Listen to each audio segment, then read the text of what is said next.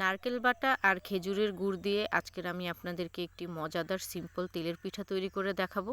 আর এই তেলের পিঠাটা কিন্তু একেবারে 100% ফুলকো হবে। এই পিঠাটায় কিন্তু কোনো ধরনের বেকিং পাউডার ব্যবহার করার প্রয়োজন হবে না। আমার কিন্তু একটা ভিডিও অলরেডি রয়েছে বেকিং পাউডার দিয়ে ফুলকো তেলের পিঠার।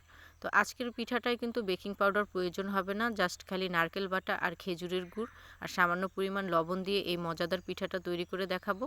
প্রথমে দিয়ে দিচ্ছি এখানে নারকেল বাটা। নারকেলটাকে সুন্দরভাবে ব্লেন্ডারে ব্লেন্ড করে নিয়েছিলাম, সেই নারকেল বাটাটাই দিয়ে দিচ্ছি। এবার দিয়ে দিচ্ছি সামান্য পরিমাণে লবণ, আর এখন দিচ্ছি এখানে খেজুরের গুড়। আর এই খেজুরের গুড়টা কিন্তু আমাদের গাছের একেবারে ফ্রেশ খেজুরের গুড়। আপনারা চাইলে এখানে কিন্তু চিনি দিয়েও তেলের পিঠাটা বানাতে পারেন, তবে খেজুরের গুড় দিয়ে তেলের পিঠাটা বেশি মজার হয়। মিষ্টি যতটুকু পছন্দ করেন সেই অনুযায়ী পরিমাণ মতো আপনারা মিষ্টিটা এখানে দিয়ে নেবেন। আর এবার সব শুকনো উপকরণগুলো সুন্দরভাবে মিক্সড করে নিতে হবে। শুকনো অবস্থায় এভাবে মিক্সড করে নিলে কিন্তু তেলের পিঠাটা অনেক ফুলকো হয়, যার জন্য এভাবে শুকনো অবস্থায় প্রথমে সুন্দরভাবে মিক্সড করে নিয়ে নেওয়া হচ্ছে।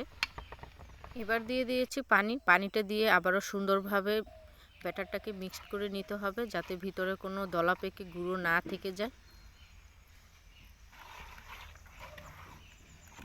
মিক্সড করা প্রায় হয়ে গিয়েছে। এবার আগে থেকে একটা পাত্র কিন্তু গরম করে রাখা হয়েছিল চুলোর মধ্যে, আর সেই পাত্রে তেলটাকে দিয়ে দেওয়া হচ্ছে।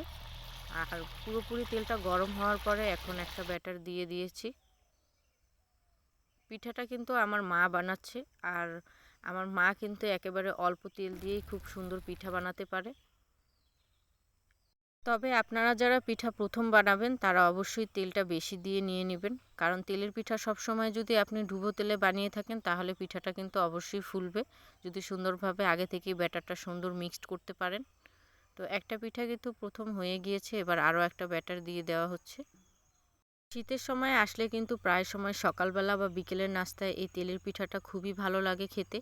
আমার কিন্তু গরম গরম খেতে এই তেলের পিঠাটা খুবই ভালো লাগে। আপনাদের কীরকম লাগে অবশ্যই কমেন্টে জানাবেন। আপনারা গরম পছন্দ করেন না ঠান্ডা? তবে অনেকেই আছে এই পিঠাটা কিন্তু ঠান্ডা ঠান্ডা দেখা যায় একদিন বা দুদিন পরে এই পিঠাটা খেতে বেশি পছন্দ করে। দেখুন একেবারে কম তেলে কত সুন্দর সবগুলো পিঠাই ফুলকো হচ্ছে।